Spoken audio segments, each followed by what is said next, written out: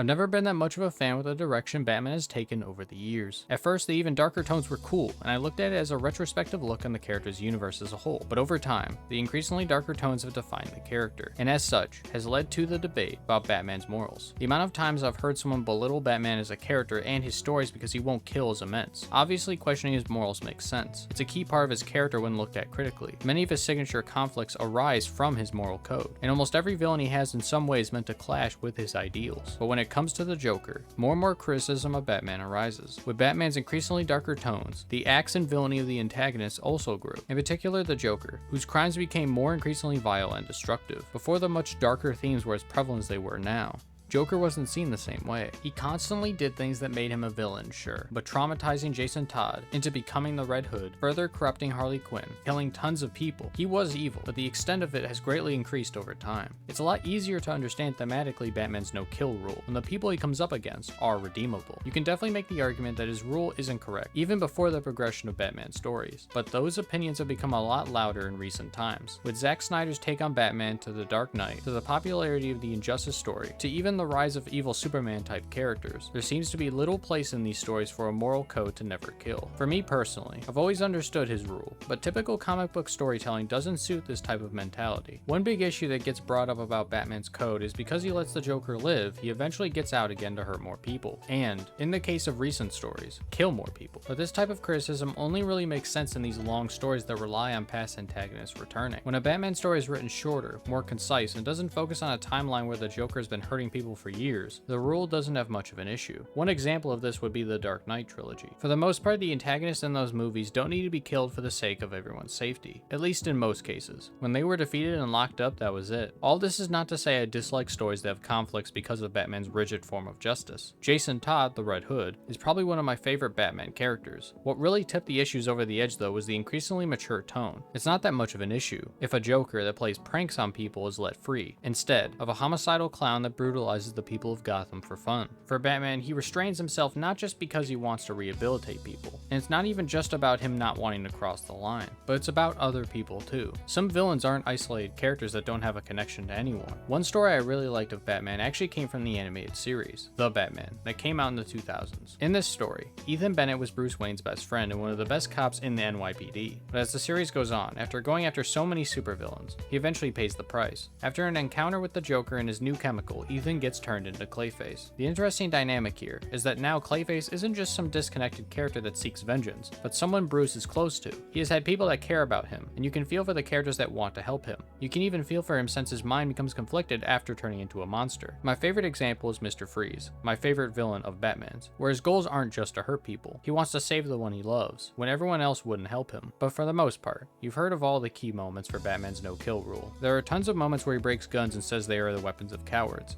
His no-kill rule is very well established. Batman's superhero morals are always being questioned by fans of the genre, but some characters not as much. In many ways, Batman and Spider-Man have a very similar dilemma with morals. Both characters had their push to becoming a superhero being the passing of someone close to them, by the bullet of a criminal. Even though for Batman the no-kill rule is a heavy focus of his character, and many popular conflicts arise from it, Spider-Man is a bit different. For him, the phrase "with great power comes great responsibility" means many things, but one of those meanings is not to kill his enemies or those he thinks are extremely evil. In most stories of Peter Parker's Spider-Man, he doesn't kill people. For example, Green Goblin's death by his own glider, or Morlun, who is ultimately killed by his assistant. It's not common for any death to be by his own hands. The one story I would argue that deals with the idea that Spider-Man doesn't kill is Superior Spider-Man, where Doc Ock takes over Spider-Man's body and takes up the mantle. Doc Ock doesn't have the morality that Peter had, and as time goes on, begins to better understand him as a person. One time punching so hard that he breaks the jaw of Scorpion, him noting just how much Peter must have always been holding back in fights to not mortally wound any of his opponents. When you compare the two characters, the main difference in perception of their no-kill rule comes down to the villains. Most antagonists of Spider-Man aren't known to be the psychotic maniacs that many of Batman's villains are. I would argue that in many ways Batman's methods aren't the best way to go about things. Some villains shouldn't be treated the same, but a character isn't supposed to be perfect. That flaw of his at times has made more compelling stories, like for example the Red Hood. What do you all think of the no-kill rule? Does it make sense? Does it not make sense? What do you think about the comparison between Batman and Spider-Man? What other no-kill rule characters do you think compare? Let me know in the comments below. If you enjoyed, check out my channel for more writing related content. I hope to see you next time.